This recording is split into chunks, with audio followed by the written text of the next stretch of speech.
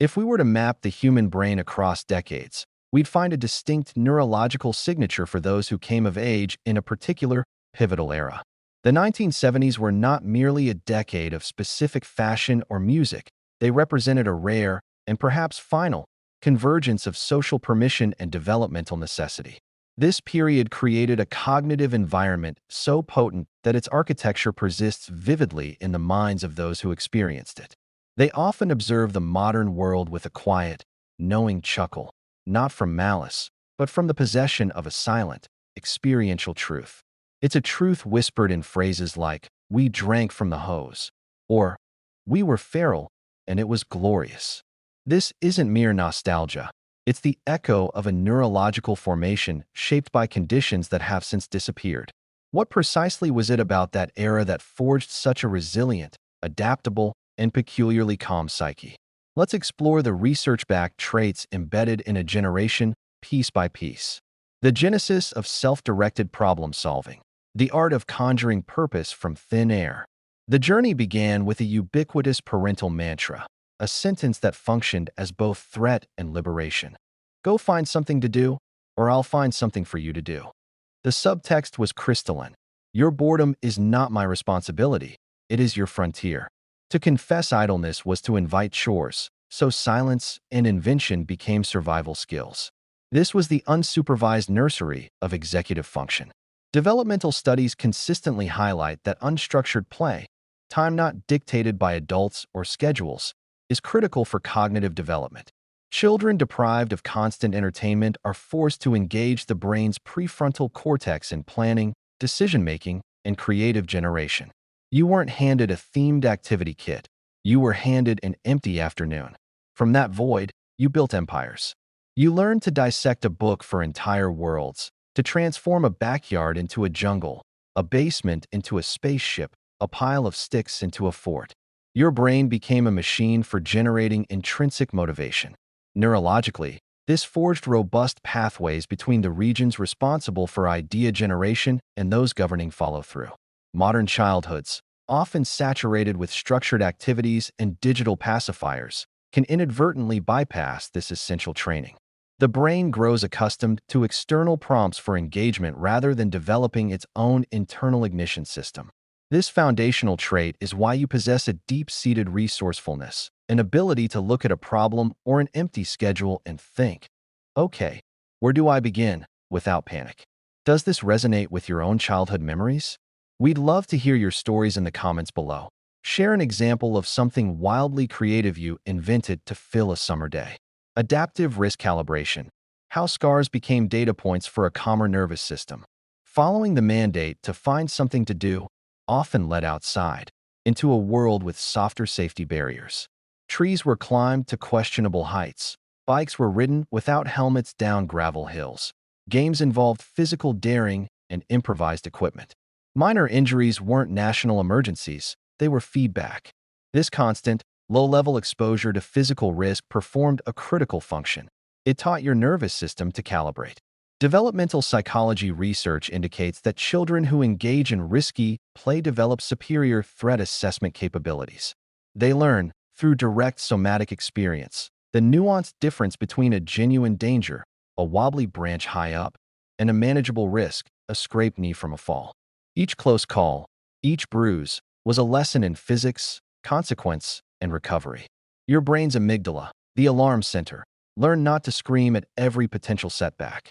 It learned to consult with the more logical prefrontal cortex. Is this actually life-threatening, or is it just uncomfortable? This is the root of that seemingly preternatural calm you exhibit in chaos. While others may spiral into anxiety at the first sign of a crisis, your brain automatically begins sorting, assessing, and triaging. You've physically lived through the minor disasters, so the major ones don't short-circuit your logic.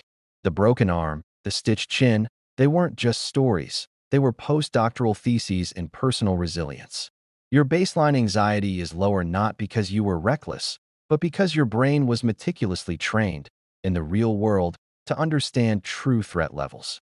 Think of a scar you have and the story behind it. Was it a badge of honor from your adventures? Drop a comment and tell us about it. Let's celebrate those formative moments. The capacity for comfortable solitude. the lost art of being bored and benefiting from it. Here lies perhaps the greatest chasm between then and now. You spent significant stretches of time in a state of low stimulation. You stared at the ceiling listening to a full album on vinyl. You lay in a field of grass with friends, talking for hours. You walked alone, your thoughts your only companion. Crucially, there was no device in your pocket pinging, vibrating, or offering an endless scroll to numb any hint of existential stillness. Cognitive science reveals the profound importance of this default mode network activation, the state the brain enters when not focused on the outside world. It's during these periods of quiet boredom that we consolidate memories, foster creativity, and engage in self-reflection. A stark study illustrated the modern aversion to this state. Participants were left alone in a room with their thoughts for 15 minutes. Many found it so aversive that they voluntarily chose to administer mild electric shocks to themselves instead of sitting in silence. Your generation finds that notion baffling. Your brain never developed the addictive dependency on constant, novel stimulation. You learned, through practice, that boredom is not an emergency to be solved, but a space to be inhabited. It is a fertile void. This is why you can wait, in a line, in traffic, in a waiting room, without experiencing the frantic, itchy distress so common today. Your mind knows how to drift, ponder, and observe. This comfort with your own internal world translates to deeper relationships, greater self-awareness, and a patience that is often misinterpreted as disinterest. If this hits home, show us some love, smash that like button. It tells us you value this deep dive into the psychology of a generation. Analog patience, the neurological rewards of delay. Your entire childhood was a masterclass in delayed gratification, a concept famously linked to better life outcomes in longitudinal studies like the Stanford marshmallow experiment. But your training was societal, not experimental. You waited for everything. Your favorite television show aired once a week. Missing it meant waiting for a summer rerun, if at all. You took photographs with film, dropped off the roll, and waited days in anticipation to see if any turned out. You memorized phone numbers, dialed them on a rotary phone, and hoped the person was home. If not, you called back later. Research ties the experience of waiting directly to improved impulse control, greater relationship stability, and higher career achievement. The act of anticipation itself became a pleasure, and the reward was sweeter for the wait. This built a neurological tolerance for the space between desire and fulfillment. Modern technology, in its glorious efficiency, has systematically eliminated these waiting rooms of the mind. The result is a rewiring toward expectation of instantaneity, which can erode perseverance and dilute satisfaction. For you, instant gratification often feels shallow and unsustaining because your brain is wired for the deeper reward circuitry that comes from patience and earned outcome. This analog patience is a silent superpower in a world of knee-jerk reactions and quick dopamine hits. Unsupervised autonomy wiring, the trust that built competence. The ultimate synthesizer of all these traits was a radical, now extinct social contract, unsupervised freedom. The directive was simple: be home when the streetlights come on. From a remarkably young age, you were the author, protagonist, and problem solver of your own daily narrative. Your parents did not know your minute-by-minute location. You explored miles from home on a bicycle, negotiated with friends and sometimes strangers, resolved disputes, and navigated unexpected challenges. Studies on childhood independence show that such freedom of movement is crucial for developing internal locus of control, strong spatial reasoning, and sophisticated decision-making skills. You learned to read environments, assess character, and think on your feet because you had to. There was no hotline to a parent for every dilemma. This wasn't neglect. It was a form of respect and trust in your budding competence. Your parents were authorities, not curators or friends. They believed you could handle the world, and so you learned to believe it too. This is the core of your critical thinking and adaptability.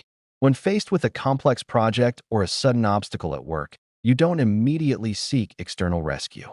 Your brain defaults to, okay, I need to map this out, find resources, and start working the problem. That internal motivation and ability to operate without constant feedback or supervision is a direct product of those days of autonomous exploration. Are you a 70s kid who treasures this sense of freedom? Let us know in the comments if you think it was the best era to grow up, and don't forget to share this with someone from your generation. They'll understand it perfectly. The integrated psyche, why you feel like a relic, but are actually a reservoir. When you look at the modern world and feel a sense of dislocation, understand the neuroscience behind it. You are not outdated. You are a living repository of cognitive capabilities that are becoming scarce. Your apparent coldness in the face of emotional drama is often just competence, a brain trained to prioritize problem-solving over panic. Your comfort with silence isn't antisocial, it's depth, a brain comfortable in its own default mode. Your patience isn't apathy, it's discipline, a reward system calibrated for long-term gains. You matured in a unique evolutionary window where childhood was granted both profound freedom and genuine responsibility. It was a time that would indeed perplex today's hypervigilant standards, yet it produced individuals of remarkable resilience, creativity, and calm. The feral and glorious childhood wasn't just fun, it was formative. It built brains equipped to generate purpose, calibrate risk, enjoy solitude, practice patience, and operate with autonomy. This is not a lament for the past, but a recognition of a unique psychological inheritance. The value of these traits is immense, especially today. They represent a cognitive diversity we desperately need. So the next time you feel out of step, reframe it. You're not behind. You are neurologically distinct, carrying forward an operating system optimized for resilience in a world increasingly designed for dependency. If this exploration of the 70s mindset resonated with you, your engagement is crucial. Hit that subscribe button with urgency. We are just beginning to decode the generational blueprints that make us who we are. More content like this, diving deep into the research-backed pillars of personality and experience, is on the way. Turn on notifications so you never miss a breakdown. Every share, like, and comment amplifies this message. It connects others with this understanding and builds a community around meaningful psychology. So let's get aggressive about it. Share this with your friends, your family, anyone who lived it or needs to understand it. Leave a comment with your most vivid feral memory or the trait you identify with most. Smash that like button if you recognize the unique brain your childhood built. This is more than memory. It's your cognitive fingerprint. Let's document it.